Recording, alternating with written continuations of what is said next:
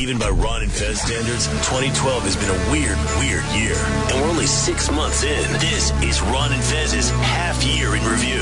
One of our favorite shows of 2012. Keep me out of there, home. Starts Come on. now.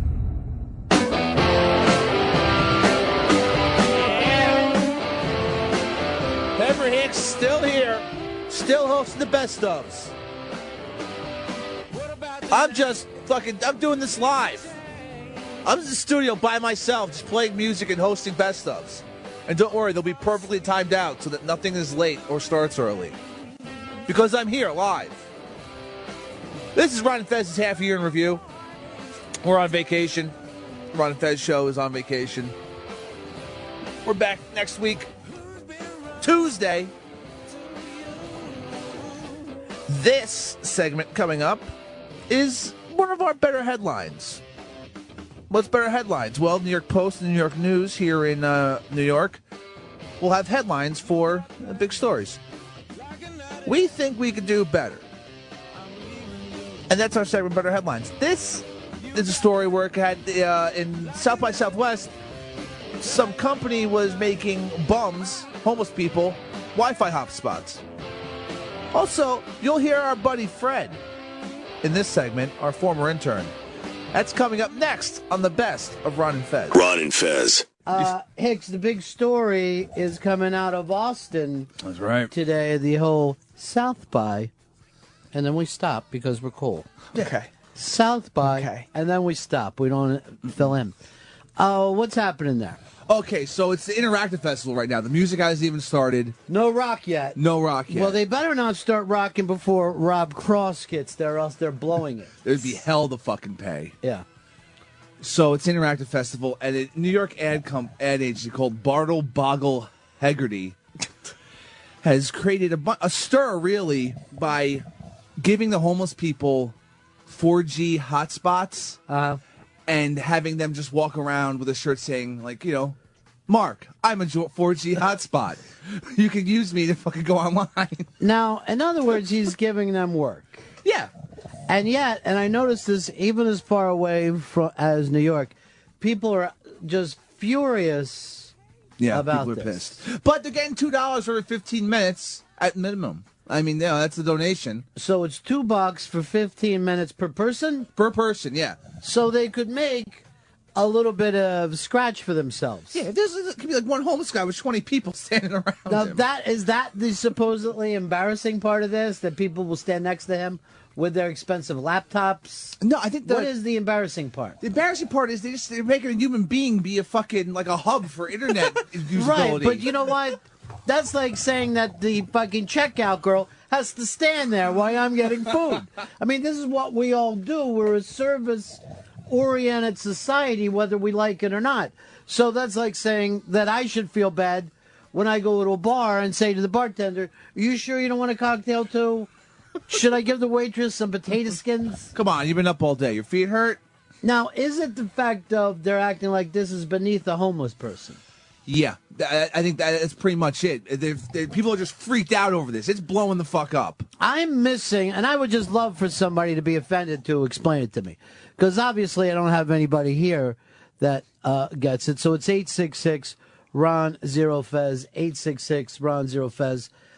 But I don't get the downside of this. The homeless guy is now making, doing some work. Yeah. But why is this work? It's almost like when they say we'll work for food. If you let the guy paint your house, would you be a bad person? No. If it's manual labor or whatever, they would find it better. See, here's the thing that always offends me with homeless guys. That if you want to get a sandwich, you want to get a bologna sandwich, they'll make them say a prayer. Yeah. That always gets to me. Yeah, it's ridiculous. Or the guys in the subway with just the bags of sandwiches. Yeah, but those guys are... they're not homeless. They make it a point to say they're not. Yeah, they're not the homeless ones. They're helping. And then they do that thing with, but if you need a sandwich, it's here for you. Or an apple. A juice, maybe? Or a juice. Please help yourself. We've been established since 1736. Wow. I don't get the whole... Yeah, and I'm like, what did you do before Subway? Where was your captive audience then? Can you just take one set? Like what Yeah, you level? can. Like, Yeah. If you're hungry enough to eat a homeless sandwich, fucking hell, I've never hit that point. They'll hand it over. Yeah. But I do like in the city, whenever you're going to any meetings, homeless guys are always welcome there, and they'll always come in and load their pockets up with cookies. Fuck yeah! All right, Yeah. free food. And they'll just yell out stuff like, "One day at a time is the way to do it." Good advice. Just call that sponsor the next time you want a drink. That's the way to handle it. You know, they're just, trying to be like nondescript. They're just filling up their back pockets. Talking to no one, right? Yeah, right. Thinking that they're just fitting in to the crowd, you know? Each day is the blessing. That's what you got to stay off that bottle. Stay away from that pipe. Yeah, great. Take some cookies. Jesus Christ, we all know what you're doing. No one fucking feels better than you. Eat as many cookies as you want. Eddie, you're on the Ron and Fez show. Hey, Ronnie B., don't you think those homeless guys have more dignity than the people wearing like a gorilla suit or a chicken suit that says mattress blowout? Yeah, I think there's more dignity, but the cool job is when you get to spin the giant arrow. Oh. Everybody wants to spin the giant arrow. We can give them arrows, too. Cover their head with the chicken. How close do you got to be to a homeless person to pick this up? I believe it's 15 feet. You have to be within a 15-foot radius of his body. Now, now they're acting like this lacks dignity, but the New York Post today has the headline, "Hot Bums." Yeah. That's their fucking... Sounds like a homeless person calendar. Yeah, hot bums is their way of dealing here. And I think that lacks a little dignity. Yeah, it's not a very good title. Hot Bums is supposed to be like Hot Spot, but it's... Yeah, but a hot bums, like these bums are hot. Help you, I don't know. It doesn't really say... I can't even defend it. Like Tito said, if you looked at it, you wouldn't understand what it meant. You think there were some sexy bums in this newspaper. Does this guy get paid for this photo? Like they just... No. Some bum becomes a face of bum. Rudolph didn't get paid.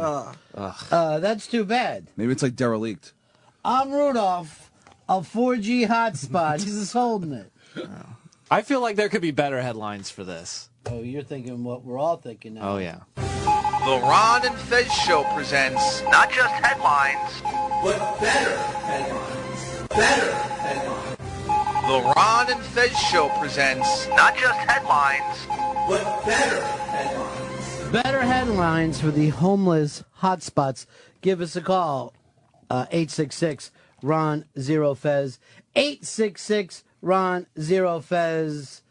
New York Post had hot bums. New York Daily News, homeless hotspots program at South by Southwest slammed by critics. We need... The Ron and Fez Show presents not just headlines, but better headlines. What do you got for us, Freddie? I was thinking something more like, the down on their luck make a quick buck for hipster schmucks. All right. I feel like that's a much better headline than what the Post had. Your problem is you come from a variety. You know, you're so show businessy. That's an old school variety headline where you try to get if you can't get rhymes, you get alliteration. That's how you sell papers, though. That's how you sell show business papers. But out here in New York, you need something that just says hot bums so that everybody can see it and say to themselves, better headlines. Here's Daniel. Daniel, you got a better headline. 4G, more like stinky. All right, 4G, more like stinky. What do you think of that one, I think guys? that was all right. Just okay? I had one kind of similar to that. All right, what's yours? Mine was 4G that smells like pee. All right, so you're just saying the way that was similar was just that it was both olfactory. Yes. That's it. It was just an odorous headline. Chuck has one. Chuck, what do you have?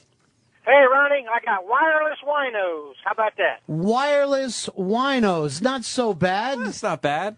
Although, I think they would get mad because not all of these homeless people are winos. That's true. Some of them may just be drug addicts. Some of them may just have mental problems. You can go head on over to, and some might have just lost their jobs in their homes. And just nothing bad happened. Just terrible luck. I know that they don't have an older brother, which happens to a lot of these guys. There's no couch for them to surf on.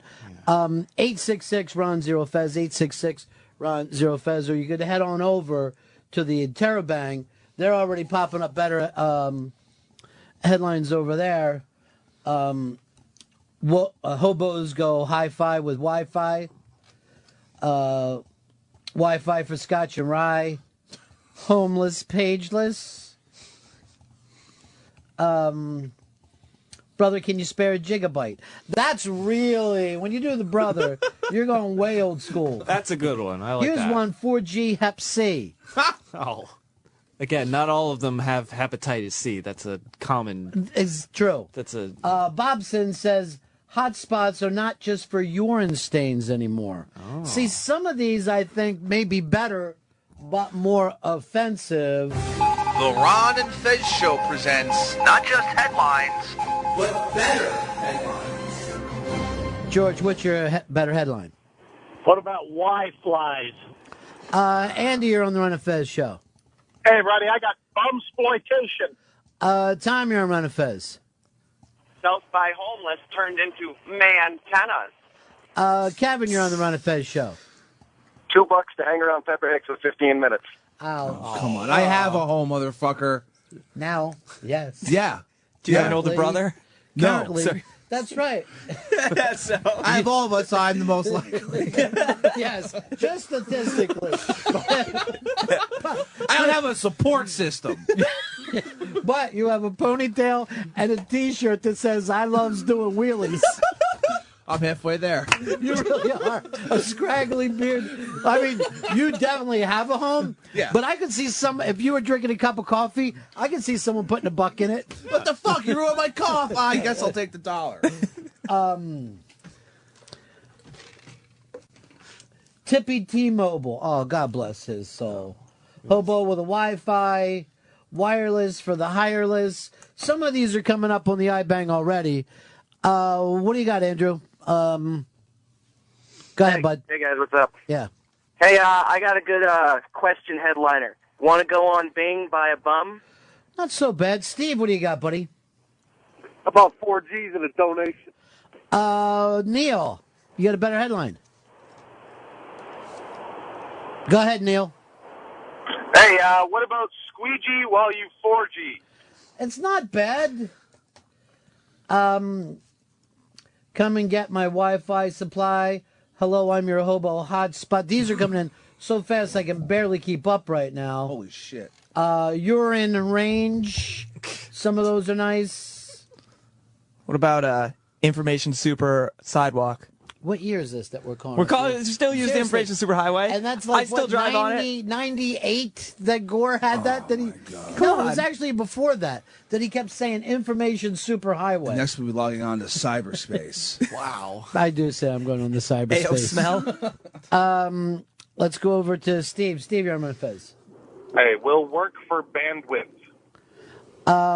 Let's try Tim. Tim, what do you got? Information under the highway. Todd, you got one. Steve Jobs for the jobless. Sean, what do you have? Sean. Oh, from Bluetooth to no tooth. From Bluetooth to no tooth. Here's a couple coming in now. Who are you and why are you Googling me? Wi-Fi from the high guy. World Wide Web. Hot bums, no homo-less. That's Liz Sets Fire and is on fire. Here's her, if she's Batman, here's her Robin, cigars and scotch. Hey, how about America on Soup Line? Ah, another old school one. Yeah, another old school. You and Zito both just dated yourselves. Maybe you should start dating each other. What might be the fun thing? Joe, what do you have? Hey, buddy, who's looking for a hot spot now? Okay. Tim. Tim. Hey, guys, what's going on? Yeah. About Wino-Fi. Joe, what do you have? Joe, go ahead, buddy. Can you feed me now? All right. See, that's like a play off the "Can you hear me now? Can you feed me now?" They will slip. Here's one that just says Fez Watley Wi-Fi. AT&T Not really homeless. brings new meaning to stinky service. Post the status next to sadness. P-mobile. From cardboard to the cloud. Earth stink. Unemployment line. And then simply iBum. These are coming in so fast, I don't know whether you can watch it next, but they're just spinning. It's crazy. They're just fucking spinning. I can't keep up. Prodigy, more like smells a lot like shit. That doesn't even make sense. They just want to throw Prodigy in there. Hey, I had it first. I had it. I was on Prodigy. Yeah, me too. Remember CompuServe? I do remember Yeah, CompuServe. CompuServe. That's another one. Netscape? Let's head on over to Brad. Brad, go ahead. Humiliate homeless guy, get free Wi-Fi. Eddie, what do you got? You've got smell. Bob, you're on the Ron and Fez show. 4G tower. I've never had a shower. I don't see the problem with this because I think these guys are making a little money for themselves. Yeah, it's nice. It's no worse to me that if you pull up in a truck, ask them all to hop in the back, and then take them somewhere and make them use a shovel for 8 hours. And this is shit people need. Like, I was down in Austin, and your cell phone service is terrible. You can't get a fucking online. It's ridiculous. These guys... Is it because it's too small of a town and they're not ready Exactly. for the influx? It's just ridiculous. The amount of people there. And everyone's online there as they're Right. fucking walking around. So these guys are providing a great service. Squeegee net. Out of range, give me your fucking change. Wi-Fi now, brick in the head later. No, I've never seen anybody get attacked Not gonna like attack. They're not gonna hurt you. Alta Vista, disregard the pista. Oh, that's kind of crazy. Crack Yahoo. Online and off meds. You need Wi-Fi, I need whiskey. Siri, more like smelly. Brother, can you spare a token ring? James, you're on the Ron and Fez show. Yeah, what about a 4G with 4 teeth? 4G with 4 teeth. We're looking for the better headline. Better headline. Better headline. The Ron and Fez show presents not just headlines, but better headlines. Better headlines. Fred, you took this over from Big Fed Watley when he wanted to step down for a while. Mm-hmm. What do you got for us? I was thinking something more like, we'll give net for rock. Acting like they're crack addicts? Yeah, like, they'll do anything for that rock. Here's the weird thing. I run into a lot of alcoholic hobo guys. I don't see a lot of crackheads, though. well, yeah, they're up in the fucking They crack end, dens. Yeah, but they end up like when you're a crackhead, you're on the move. You're not fucking sitting in a church doorway all day long. You're fucking looking around to see what you can do to get some rock. Run the scam. Yeah. All right, okay. When you're a crackhead, you have a full dance card. Like, try to stop a crackhead sometime and ask him a question. They're fucking off to meet somebody. Travis, you're on the Ron and Fez show.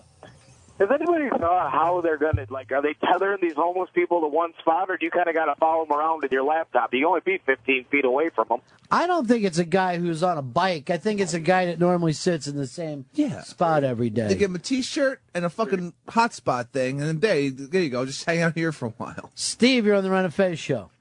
There's a scab for that. Brandon. Please don't feed the hotspot. Dan, you're on the Ron and Fez show. Openly gay radio host caught moonlighting. You know, one time was Fez homeless, and just that one fucking time it makes CNN. I was mistaken for homeless. I was on a homeless shopping spree trying to help the homeless. Were there any other people trying to help, or just was that a bus full of homeless guys? It was a bus full of homeless guys. Mm-hmm. Was there a man named Slow Motion there? I will tell you this. Yes. You had a little more color in your beard in those days. I do remember Slow-Mo. He was the best. But he still has the same cell phone. He does. He really does. It works fine. Not in these hot spots. Rob, you're on the Fez. I got bandwidth for a sandwich. Doug, go ahead. Will work 4G. Let's go over here to Aaron. Aaron, you're on the Fez. Aaron. Full signal here. Take a pull off this beer. Let's see some of these that have come up on the Interbank. 2001, owned an internet startup. 2012, holds up a Wi-Fi antenna in the gutter. Yeah, homeless. It's not a wet spot, it's a hot spot. Bum to Pier Network. Stinkton. You may remember me as Rustin. Half a Hulk Facebook. Well, they're coming in over on the iBang and coming in quick. Sorry, I can't even keep up today. Since we've got this, we just went for our third server juice upgrade over the weekend. Jesus. Because the site is just growing ridiculous rates. Fucking awesome. And now with the new server juice, we're just moving like crazy. Yeah, I'm watching this thing go. It's just ridiculous. The editor is phenomenal. Yeah. What did you say? Yeah. You are seriously, you are now my hype man, and there's no way around it. Yeah. Vinny, you're on the Run of Fez show. Cisco, more like Cisco. Also, remember, Fezzy, what started that out, too? It wasn't just that day. You were mistaken for homeless in a Mac store. And that was the initial thing of Fez is homeless. Jim, you're on the Run of Fez show. Great signal, but I have shit in my socks. Coulter, what do you got? New meaning for beard porn. Matt, what do you have? Let's move over here to Heather. You're on Run of Fez. Wi-Fi, faux fum. I smell the ass of a homeless bum. All right, that's really, really far. Maybe if it's for kids, you know, maybe kids would like that. They're definitely going to get a kick out of it. The Ron and Fez Show presents not just headlines, but better headlines. Here's another one, Big Fred. Well, what about this?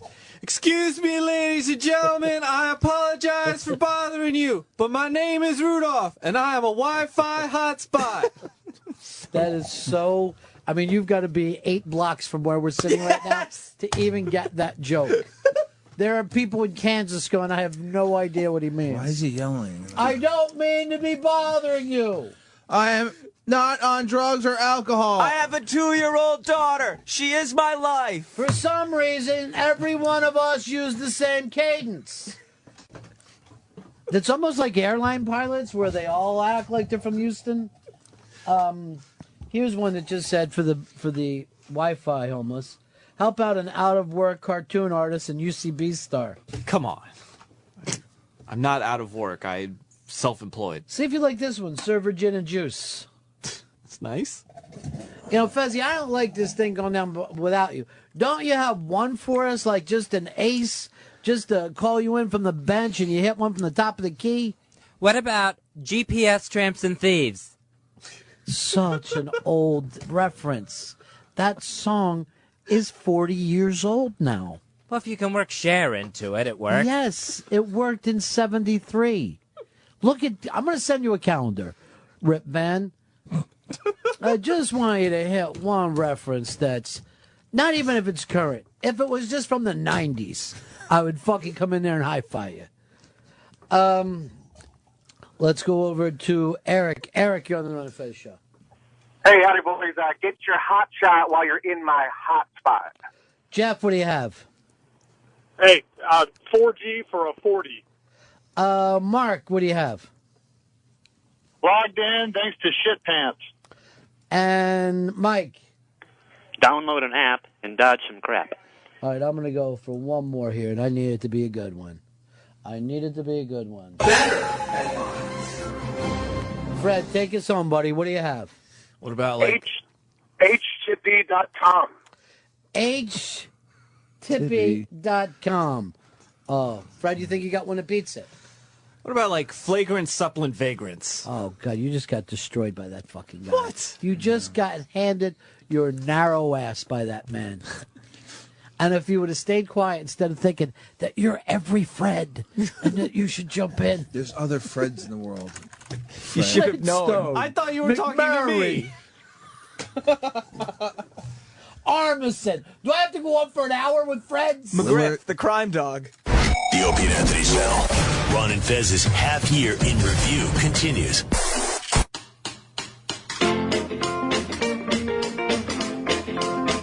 Hey, everybody, it's Pepper Hicks, producer of the Ron and Fez Show, host of the Ron and Fez Show's Best Ofs. We're calling this round of Best Ofs Ron and Fez's half-year in review. Can't wait to hear what's next, can you? What's the best year for 2012? Coming up next, we're going to talk about the American fucking dream. And know who's going to come in and help talk us to it about us some. I just fucked that up.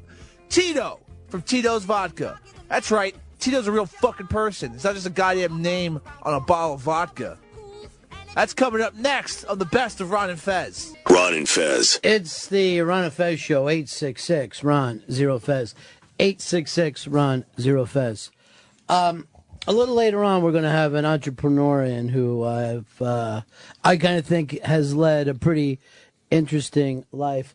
That is, I don't have it in front of me here, but it's Tito from Tito's Vodka. Tito is going to be here. The original guy who came up with the entire product, marketing, everything. And that got us to thinking a little bit of basically what is the American dream. Because most of the people, like in the old days, I think the American dream, and I'm only talking about work related, not family related, not travel, but what do you want the working part of your American dream to be like? Because a lot of people that I know now seem to have this thing that they can build a business quick, sell it, and then use that for some free time for themselves or the next business. The old school model used to be build a business and keep it forever, hand it over to your kids, preferably a son, because that's the way things were in those days. Of course, you could have the corporate job, work your way up, is basically what my father did for a living. There's the advanced degree profession, the doctor or lawyer. Work for government, which right now has got very little. But when you think cop, fireman, that's government. Those are government jobs. Even garbage man, remember? That's city job, city government. Oh, yeah, sure. It's these are all, local government is indeed government. And quite frankly, teaching, you're basically working for the local government. The school system is a part of that. Change jobs frequently to get new experiences. Or work 9 to 5, so when it's 5 o'clock, you punch out and don't think about your job until the next day. Now, I've had that job before, many times, and most of the time, there's a lot to be said for that. There's a lot to be said for a job that when you're done at 5 o'clock, even though the work can be monotonous, you know you're not going to get a call at night asking you any questions, and you don't have to sit around and think about that job at nighttime, or what am I going to do tomorrow? You know what's happening. Yeah, I worked at fucking data entry job for a couple of years, and that was it. Come in the morning, leave at fucking good 5 o'clock, and then the fuck out. And that's it. There's going to be more shit to type in tomorrow. Right. But I ain't typing it, and I'm worried about typing the shit in fucking when I'm home. And, if something goes wrong, hey, it goes wrong, but you don't give a fuck because you know you can get the same job somewhere else. So what is that kind of American dream job? 866-RON-0-FEZ. 866-RON-0-FEZ. What's yours out of all those, Hicks? Looking through all these, I think the one that there's two that would, I think, work best for me. Either build a business and sell for profit, or work my way up. Now, I'm not a good businessman, so I have to pick work for a good corporation and work my way up. So what would you be doing working your way up? I don't see you, seriously. It's the best fun for me. As the corner office guy. You know what I mean? Like, you're not a guy who likes office games. Oh, I hate them, yeah. Yeah. But see, I thought just working really hard would fucking do that. No. But it's a horrible fucking thing to realize that is almost maybe one of the fewer things that you actually have to do. I have told you, since I first met you, that will only get you the respect of your peers. Yeah. And never the respect of the bosses. But, and though you won't realize it, you did get a lot of respect down the hall when you threatened to leave last year. Yeah. And that pisses you off, that you had to threaten to leave. Oh, yeah. Before you would get it. Yeah. You just want to be recognized for the work that you do. It seems like that should be common sense, but it's not. It really isn't. It just really isn't. It's a fucking crazy realization to have. 866 Ron Zero Fez. 866 Ron Zero Fez. Bill in Boston, you're on the Ron and Fez show. Personally, for me, what's worked out as my American job is a family business. I think a lot of people, grow up in that business and take pride in it, and it really feels good at the end of the day. Yeah, and then there's some families that have been torn apart with a family business. I mean, you are risking some stuff. When I was a kid, I was a paper boy, and there used to be 2 fruit stands on my route that were both family businesses. And I kind of romanticized them at the time. Plus, Mr. Cardeal would give you a Chinese apple, which just seemed like this dude has Chinese apples to give away. Shits are good. Delicious fucking pomegranate. You know it as a pomegranate, yes. I still call it Chinese apple, which I guess is politically incorrect. Let's go over to Jeff. Jeff, you're on Ron and Fez. Ron. Yeah. Hey, Ron, I had my own business for 15 years. I was a dry cleaner, worked 150 hours a week, 7 days. Had to pay everything myself. Couldn't take it. Went to work for somebody. It's like a vacation job. Yeah. 40 hours, retirement, 401k, go home, rest my head on a pillow. I'm in heaven. So for you, getting away from having your own business, best thing that ever happened to you. Right. You don't have, I have my own retirement, health insurance. Health insurance, I was paying $1,000 a month. Ron. Yeah, it's insane. I have 2 kids, myself. I'm divorced. It was costing me through the roof. Do you realize how many of us are forced into corporate jobs just because of the insurance? And it's really weird. Ronnie, 100%. It's really weird how the corporations ever got themselves into the insurance business in the first place. They should just say, look, I'm going to pay you extra money. Go find your own insurance.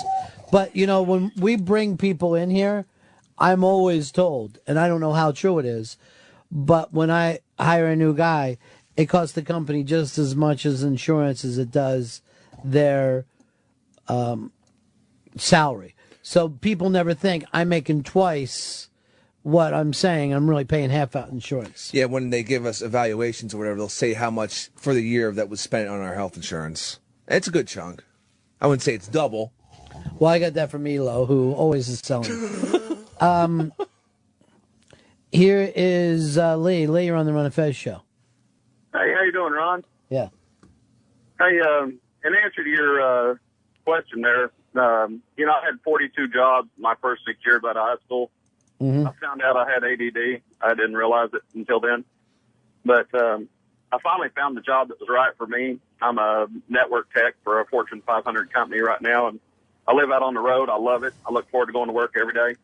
And I guess my point is that whatever you do find, if you wake up in the morning, you look forward to going to work, you're happy, you need to do what makes you happy. If it pays your bills, don't chase the money. Just, if you can have a decent life, you need to be happy. It really is funny how we got into this thing that if somebody will offer you, let's say, 10% more, people will get up and move across the country. And it's not normally just 10% more, but also the chance for further advancement. But, when I was a kid, it was still a fairly rare thing for people to move away from family. And now most people don't live near their family. Yeah, all over the place. Yeah. Trying to make that money. But people would think, am I 5 minutes from my mom, my brothers and sisters, because the kids, all kids used to have cousins that they were basically raised Other with. brothers and sisters, really. Yeah, right? yeah, they are. They're like fucking brothers and sisters in a lot of ways. But that kind of has changed. Let's go over here to Chris. Chris, you're on the Run of Fez show. Hey, guys. I've called a few times. I actually own my own company. I pay myself about $22,000 a year, and I work like crazy. But it kind of reminds me of the conversation you had earlier. I'm actually jealous of the people that work 40 hours a week, just like I used to be jealous of the same people that believed in God because they had that security blanket. And I literally just had to own everything myself and do it the way I had to do it. What kind of work do you do, Chris? I build Facebook applications for small businesses and chambers of commerce and stuff like that. Mm-hmm. And you think this is a business that'll turn in bigger and bigger as years go by? Well, what's crazy is, and what you don't get in the typical 9-to-5 job is I can wake up on a Sunday and go and make something and then sell it to somebody on a Monday and have a whole business module that's going to make me more money if we can implement it correctly. So it's kind of crazy that I had that ADD kind of quality to be able to do that. I've been fired about 100,000 times, so I had to start my own company pretty much. It's funny when I see them trying to cure kids of ADD, and I can't imagine too many jobs that you could do without it. If you want to make it here, you can't be the kind of person who just sits there and wonders, hey, please come to me, give me exactly what you want me to do, and then I'll do it out. I mean, like even in your case, Chris, the PD will come to you, say this has to be done, but he doesn't sit there and tell you, here's the steps to do, blah, blah, blah. Vague orders. Yeah, vague orders is what you do these days now as a good manager. You know what I mean? Like a good manager doesn't sit there and look over his guys. Yeah. He just says, you have to have this done. What kills you is some people, you can give them that assignment and they'll do it. And other people will stick it in their back pocket and wait until, you finally get mad at them and say, where the hell is that stuff? And then they have it the next day, you know. But if you don't stay on top of them, sometimes weeks go by. They don't bring it up. Let's go over to Jim. Jim, you're on the Run of Fez show. Hey, Ronnie. These guys are hitting the nail on the head. My father and I, we have an electrical company here in Alabama, and we tried to expand, and I'm telling you, it's the hardest thing. There's a lot of envy for people that could just kind of punch their clock, like you said, and just go home and watch TV. But running, it's kind of liberating, but I'd never go back. But it is very stressful. Running everything. When you're home from work, now it's invoice, billing, right, material. I mean, if that's the American dream, it just takes straight up work. Yeah, it has become now. And a lot of corporate jobs have become a lot more than 40-hour-a-week jobs because the fucking computer means that you are doing stuff. And fucking smartphones. The smartphones means that you are being reached at all times. Yeah. Somebody gets an idea, they can reach you. And, immediately. Yeah. I mean, just think, it used to be like the fucking dude could say to his chick, tell him I'm not home. That doesn't mean shit now.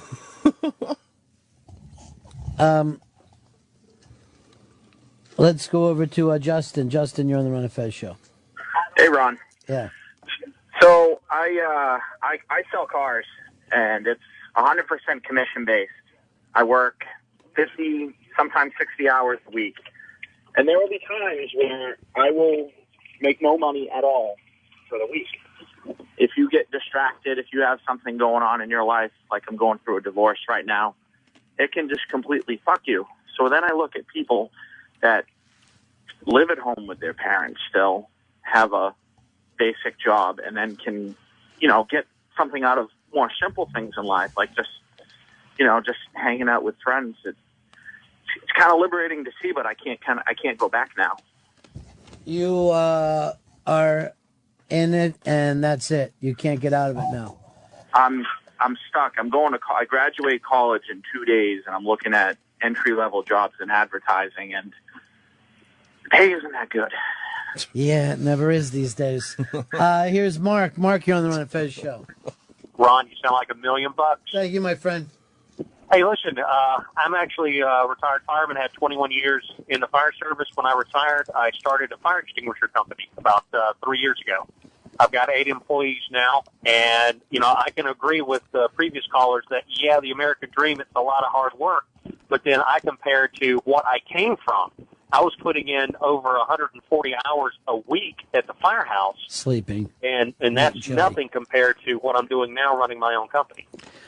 Here's the weird thing, is you're basically telling people to put out their own fires. I mean, you've really come full circle on this. Oh, absolutely. Don't call us. Do it yourself. Yeah, and the thing is, I know the codes better than anybody else in my industry because I actually helped make some of the codes in the state. So it's a win-win.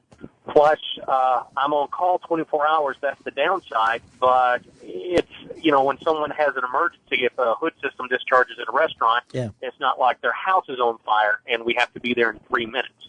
Here's what I always say to people that I work with. You can reach me 4 hours a day. So know that I'm going to be there for you 4 hours every day. Email you, though, maybe, when the show's no. I like to read my emails when I'm on the air. I'm catching up. All right, getting back to Chris right now. Oh, good. Do that yesterday. Fuck! Don't go to the Jack White show. Oh, Oh, me, oh, my, oh. Look at Miss Ohio. Riding around with a car top down. Coming up in just a couple of minutes, we'll be talking to Tito from Tito's Vodka. The actual Tito. The actual Tito from Tito's. Now, if you're into like an indie music scene at all, you're probably into Tito's Vodka. Because how did he, that's... Bouncing around the festivals and shit, like big in South by Southwest. Like, it's just like, hey, free Tito's, let's do it, baby. Everybody around here loves Tito's Vodka. Yeah. When Liam found out that Tito was coming by, he was ecstatic. Now, Beth is our friend from there from years ago. Oh, yeah. And basically started to turn us on to a lot of Austin singer-songwriters and said, look, I'm going to send you guys some vodka, too. Cool. And we were like, shit, yeah. So when she sends the vodka, I remember, I think even the first time we were like, hey, she's sending us homemade vodka. This, but... From a still? Yeah. But Tito started this company, and he's been growing it, and I believe that he's in all 50 states now. It's huge. He's got the 15th year anniversary coming up. But I know he's in New York for that Brooklyn thing. Muga Guga. Whatever the fuck it is. But we thought it would be a cool idea just to come in and talk about this, because you don't meet people who started their own hard liquor company. I've had a couple of friends who started wineries, and of course people who are in the micro brewery business. Oh, yeah. But to meet somebody who started their own hard liquor business, and the weird thing is, you've got to get that stuff on the shelves. Yeah. And that is a category that they weren't looking for more of. You know what I mean? Like, fuck no. It was already... There's big companies, Seagrams and type stuff, that says, we will take care of the spirits in this country. So here's what you got to do if you're a Tito. Right off the bat, you've got to be a chemist. Not a baker or a cook, but you basically got to be a chemist to make vodka. Because, A, it has to hit that correct alcohol limit that you're selling it at. B, you can't kill anybody that drinks your beverage, you know what I mean? Or fucking blind them. I mean, yes, blind them. There's all kinds of shit that go wrong. See, you can't burn down the neighborhood, So all that stuff before you even get it to tasting good.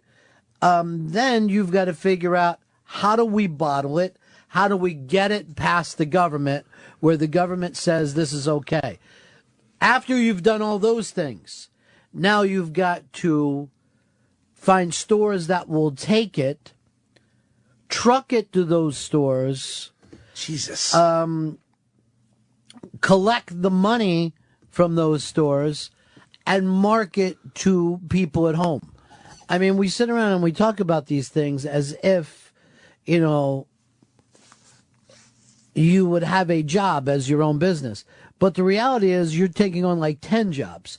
It's basically the decathlon of business when you decide to work on stuff. And people here, like in corporations, our bosses have never had accounting jobs. They hand the accounting over. You know what I mean? Like, they've moved up very, very far in a corporation, but there are plenty of jobs here that they have no idea how to do. Fuck no. When you're an entrepreneur, you've got to know every single job.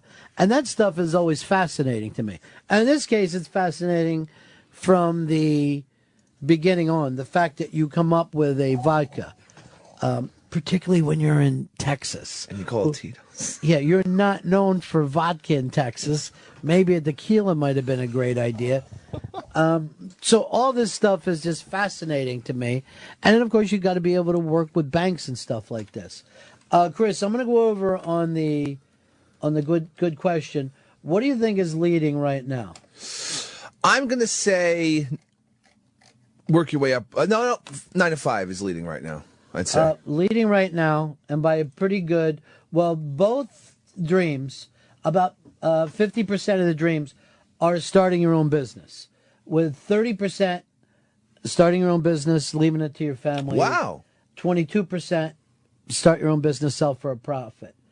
The weird thing is leaving it to your family is kind of a weird thing, because now you're telling your kids what their job has to be. I don't know if I'd want to do that to them, You have to continue this or else we're fucked. Could you imagine if I would have said to my kids, now, I want you to work in radio and take over my show for me one day? They'd be like, what? Look, we're fishmongers, kids. That's what we do. Get in we that boat. mongle fish. Get in that boat. We tried to get my father to start his own business twice. Twice he was approached. Gay? No. So we've got Tito coming in to talk about the entrepreneurism and also the fact that Tito's Vodka has been around 15 years, and I've had my fill of drinking, but Chris, you find it to be a very fine, smooth vodka. It is a delicious smooth vodka, and it is blown up. It's in bars all over the place here in New York. When we first started drinking it, probably, 6 years ago or so? Yeah. We hadn't heard of it in the "What's Northeast. this?" Yeah. It was mainly getting Texas play. But he's doing well everywhere now. Yeah, I see behind the bar. Like, wait a minute, that's Tito's. It's Give me some of that.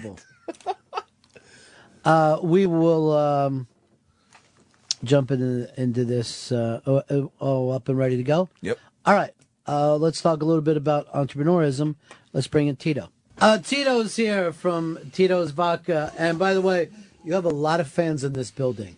Oh, well, thank you so much. So much from when so many people go to South by Southwest, and you guys are always involved in that. But I was actually telling this to Chris Stanley, my producer. Have you ever seen this TV show called Shark Tank? When they bring guys on in front of billionaires and pitch them business ideas to see that whether they were invest or not? I don't think you would have gotten anybody to think that you would have been able to make a run out of this years ago. Yeah, I started off and I saw these boutique wineries and microbreweries. Yeah. And I thought that the next thing should be a micro distillery. And I went out and I tried to raise money a couple of times. Everybody thought I was crazy. And so nobody would put in for years, nobody put in. And I just ended up doing it on my credit cards and kind of bootstrapping it from nothing. It's because so many people own shelf space. Is that one of the things, that there's a couple of big companies out there? What kept people from investing in you? Well, first of all, there weren't any legal distilleries in Texas. There never had been in the history of Texas. So they just figured you couldn't do it.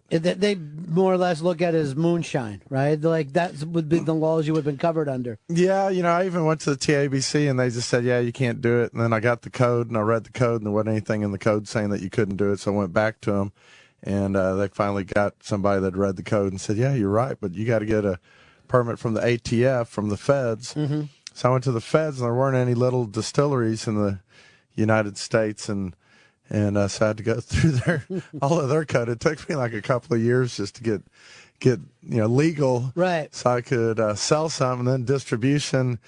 There was just there's always like one or two big distributors in every state, and they wouldn't take me on in the beginning. They're not looking for new people, right? I mean, it's nothing. They don't feel the need to bring in a lot of new industry into this. Yeah, there's been just a lot of consolidation in the industry, and I mean, they're just doing their thing, and and if you're like a little brand like ours, sure, and our competitors, they're all like Diageo and Pernod Ricard are British and French, and they're multinational, multi-billion-dollar companies, and there just weren't any little distilleries in the United States yet. So I kind of just kind of paved the way, and kind of made my way through the crazy jungle, and sure, and got it up and going. But it took me forever. It was brutal. Well, the entrepreneur's story is always that story of the guy who's willing to keep walking through the shit. When he should have quit. Yeah. You know what I mean? There was enough reasons for you to quit. So why didn't you? Why didn't you say, damn it, this isn't worth it, and I know I can make some money doing something else? I'm a hammerhead. Yeah. That's just, I mean, I'm a geophysicist and geologist by education. I'd worked in the oil and gas business. I used to roughneck before I went to college, and then I got out, and I did all kinds of stuff. I sat wells, and then I went and worked as a seismic data processor, and then I went down to Venezuela and Colombia, and I ran heliportable dynamite seismic crews in Venezuela and Colombia, and it just, I'd get on these projects, and it just, it's that old oil field mentality of man, just don't call me again, just get it done, So that actually, those kind of jobs actually helped you in what you ended up doing. I couldn't have done it if I hadn't had, that other experience. I mean, I built dynamite magazines. I was certified in explosives, and when you make liquor, people don't think about it. You do beer and wine. It's like that's all fun and giggles. But when you distill, you're actually like boiling flammable liquids. Sure, it's like boiling gasoline.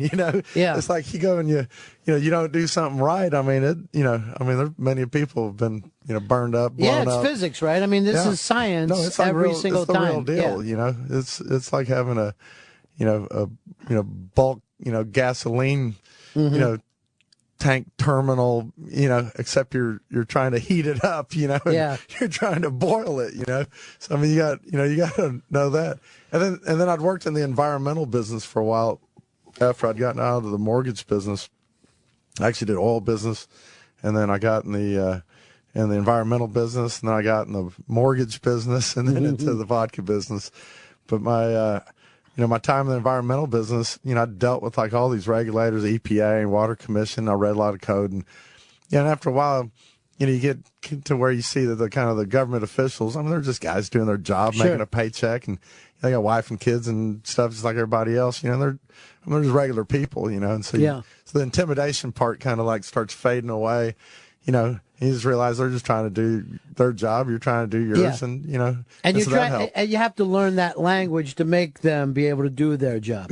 Not just like, hey, you figure it out for me, but you had to be the guy who read through this stuff. Yeah, I mean, a lot of times you find that I mean that they I mean a lot of them they don't have time to have read the code. They're trying to and so if you've read the code, it's a big advantage because you can sit there and go, no, this is the code says this. The code doesn't say. And you go show them where it says it in the code, and then all of a sudden they like realize that you're not jacking around. Right, man. You know what the hell you're doing. So good. Doing. So when you got into this, I think the other part of the story that's so funny is the fact that it's not tequila, it's vodka. Everybody thinks tequila in Texas, but you went in a different direction. Yeah, so I started off. I started making flavored vodkas for my friends for Christmas presents, and I actually teach people how to do it at titosvodka.com, how to do their own infusions at home. But I started off doing a habanero infused vodka, and then I did a black cherry raspberry the next year, and then I did a orange flavored one the year after that.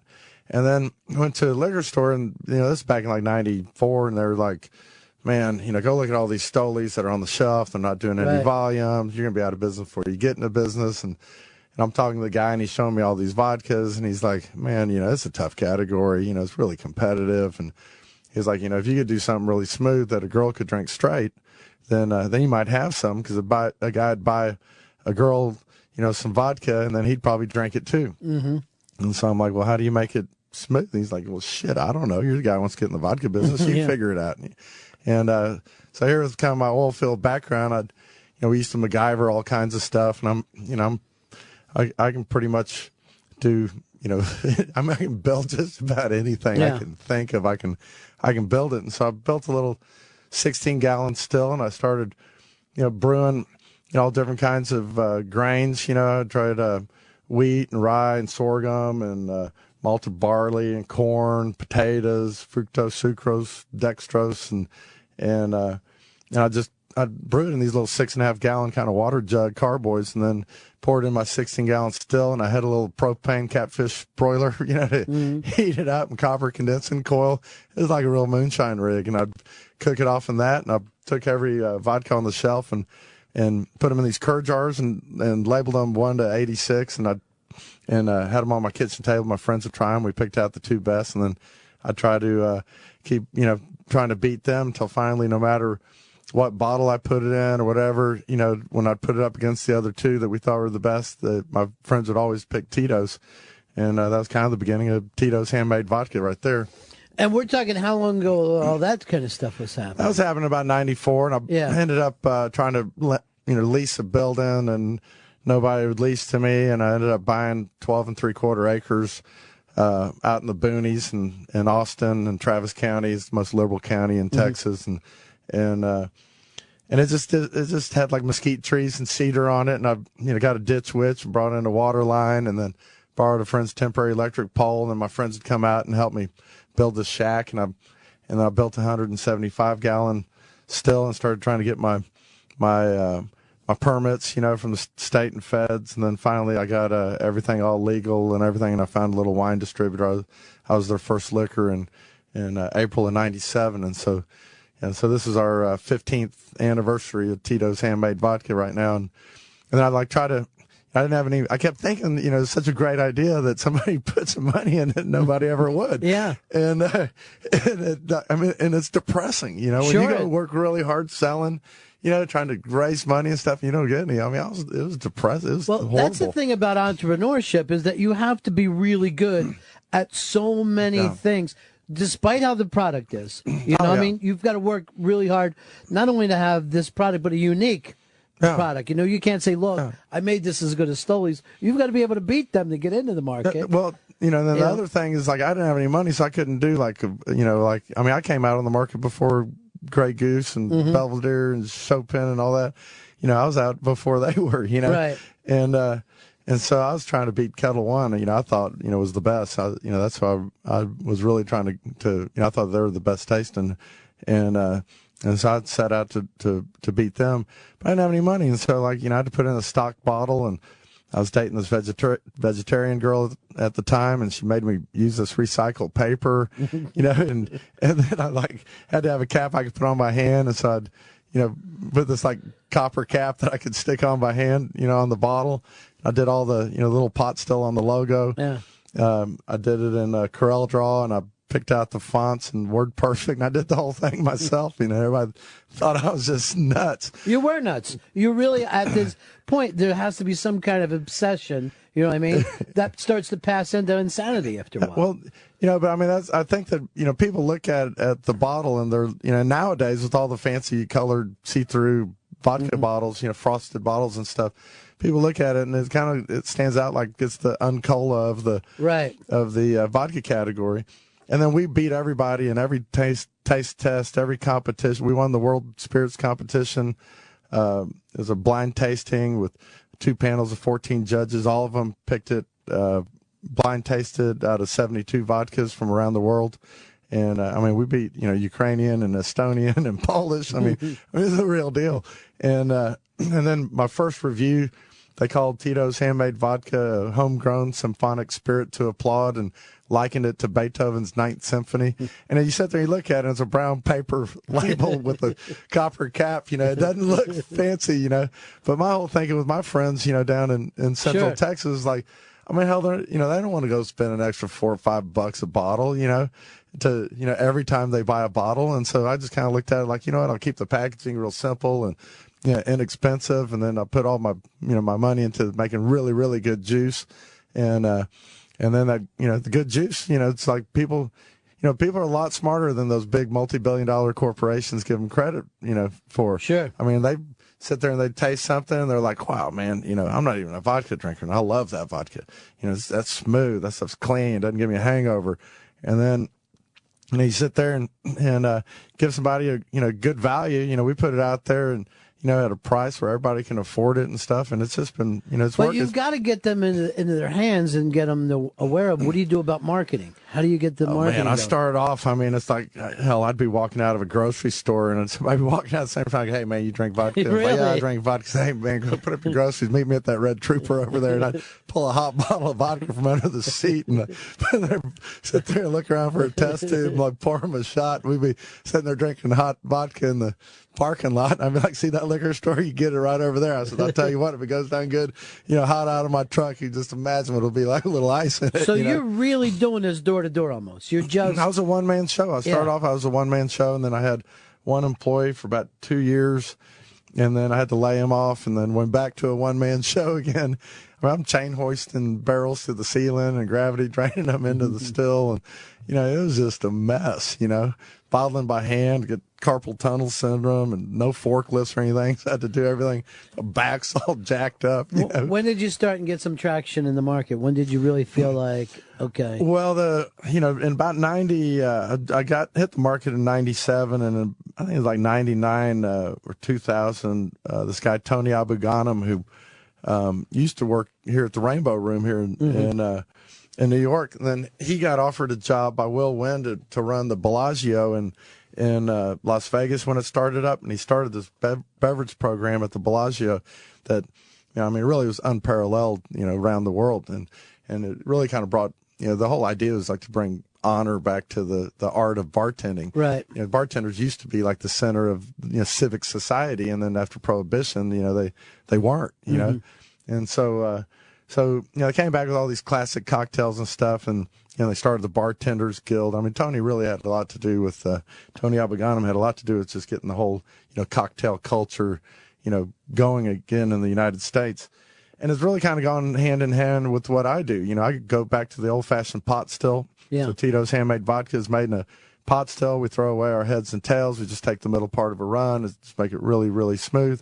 And like they do the single malt scotches and the French cognacs, the really high end stuff, and it makes a big difference. I'd seen these boutique wineries and these microbreweries, and I just thought, micro distilleries the next thing, and and everybody thought I was crazy for about 7 or 8 years, and then, because I'd be out there, just my dog out in like the woods with a shack of, a piece of land I bought for $3,000 down on a credit card, check, and then talk to the guy, the owner financing the other $30,000, and I'm out there sleeping on a cot.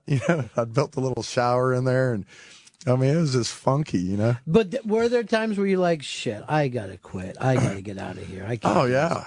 Just times where you just like, you'd wake up in the morning and, you'd be all happy and you open your eyes, all of a sudden you realize that you got 19 credit cards, you've been lying on the applications, you're just immediately your stomach just knots up and you're just, it's just living with stress for years, Well, I was talking about this with some folks before. It used to be that you would be an entrepreneur so you could build this thing, have it for your family or whatever, the town. Yeah. But now it seems like as soon as something comes up, one of the big guys comes in and buys it. Right. And I'm sure you've been offered Sure. to sell, but why don't you? Why do you keep this going? It's my baby. I'm Tito. Yeah. I make Tito's handmade vodka.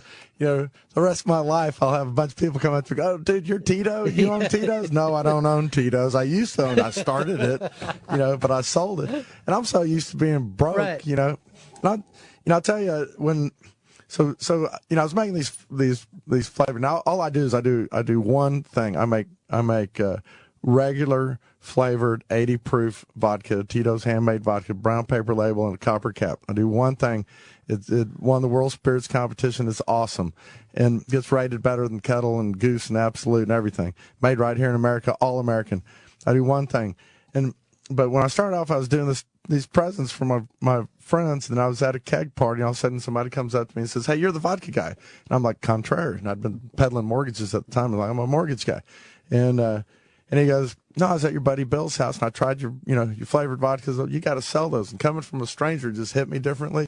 Mm-hmm. And rates had gone up a couple of points in the mortgage business, and it killed my business. I'm like, well, now what? I'd done oil, I'd done environmental, I'd done mortgages. I was like, now what? I'm not scared. And I saw this guy on TV. Came home that night, and this guy was on TV, and he said, you take a sheet of paper, you put a line down the middle. On one side, you put what you love to do. On the other side, you put what you're good at. And then you come up with a job that incorporates as many things as you listed on that sheet of paper.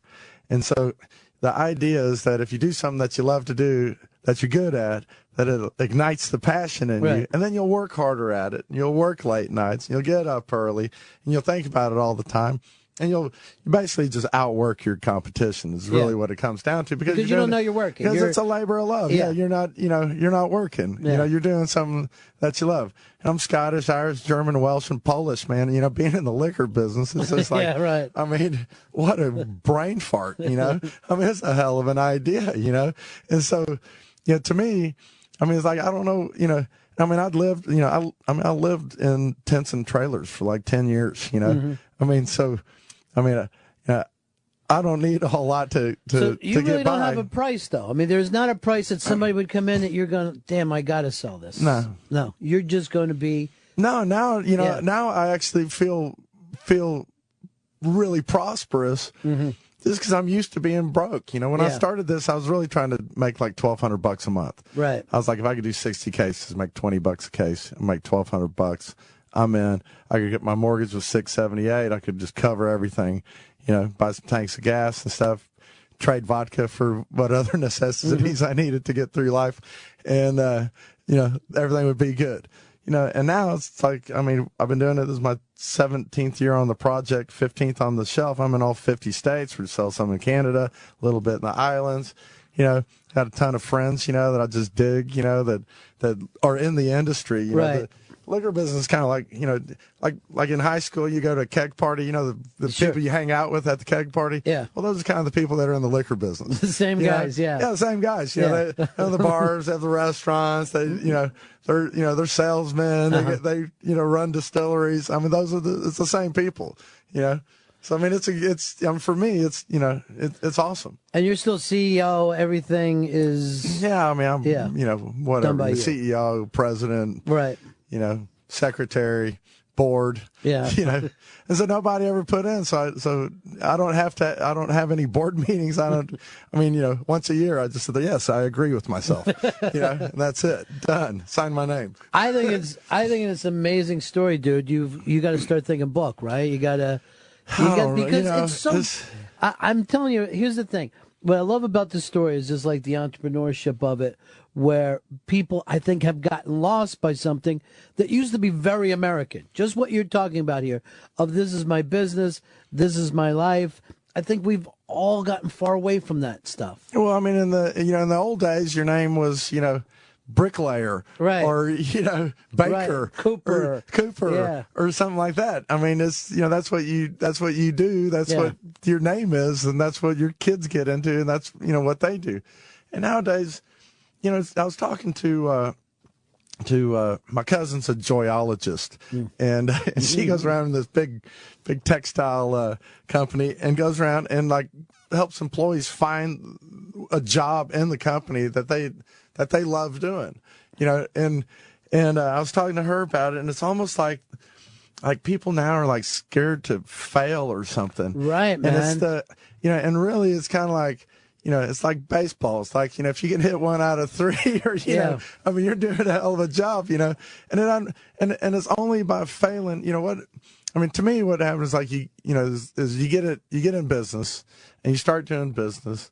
And, it's like the guy that did paste pecane sauce, he got in, he was doing soups, and then, and then he always made hot sauce. And then somebody's like, hey, man, I want some hot sauce.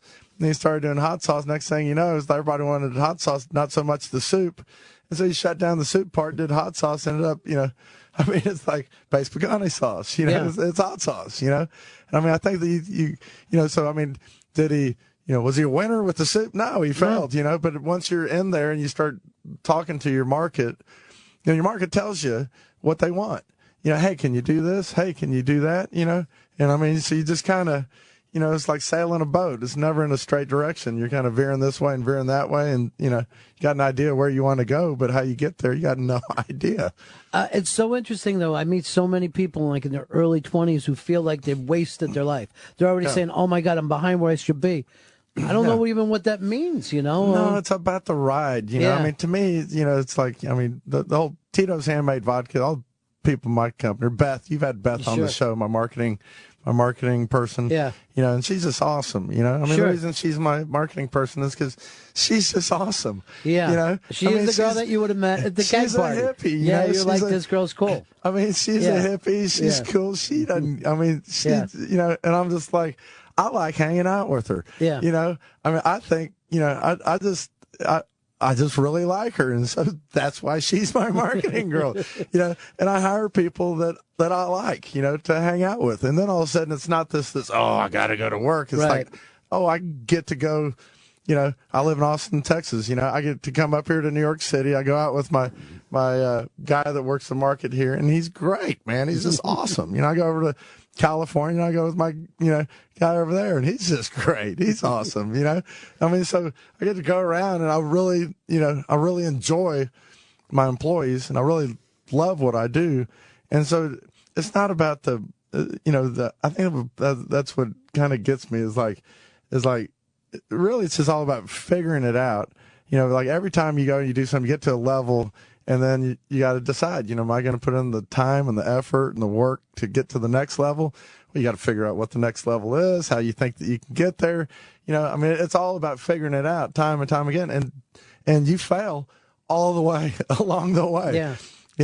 I mean, I've failed in the oil business. I started an oil business in '87 called Uno Oil Corporation. I was the Uno employee, and it went broke. And I went over and worked in Houston. I hated it. And I quit. And then I worked down in South America about 3.5 years, and oil business got better. I came back. I started a drilling company. Bush Senior did Desert Storm 1. It killed it. Out of business. Sold my drilling equipment. Started sleeping on a friend's couch in Austin. Got in the environmental, groundwater business. I'm wearing a zoot suit and rubber gloves, rubber, boots out in the hot Texas sun, 106 degrees, pouring sweat out of my rubber boots. I'm like, for a geophysicist, I'm not all that smart, And I finally just got to, I don't want to be in a landfill anymore. I just don't want to do it anymore. And so I finished my job, told them don't sign me up for anything more, and became a mortgage broker and mortgage banker. And I did that. Rates went up 2 points, killed my business. I'm just like, fuck, man, now what? I'm just a fucking loser, Now what am I going to do? And then, here I am making Christmas presents for 3 years for my friends, and just decided, fuck it, I'm going to go make some vodka. Sure, man. And then it ends up being like a legitimate national vodka brand. I'm just like, well, God dog. I mean, even a blind pig can find an acorn every now and then, Just stay on it, man. Yeah, I mean, so I don't know. I mean, to me, I'm just kind of like, look, you want to be an entrepreneur in this day and time. The best advice I could give anybody is take a sheet of paper, draw a line down the middle, put what you love to do on one side and just list it, and then put what you're good at on the other side and just list it, and then go find a job that incorporates all those things into one job. And whether you make a ton of money or not, it doesn't matter. But if you end up being really happy every day of your life, by the time you hit your deathbed, you're looking back on your life, you'll go, God, man, that was a hell of a ride. And that, to me, is what it's about. I love it, man.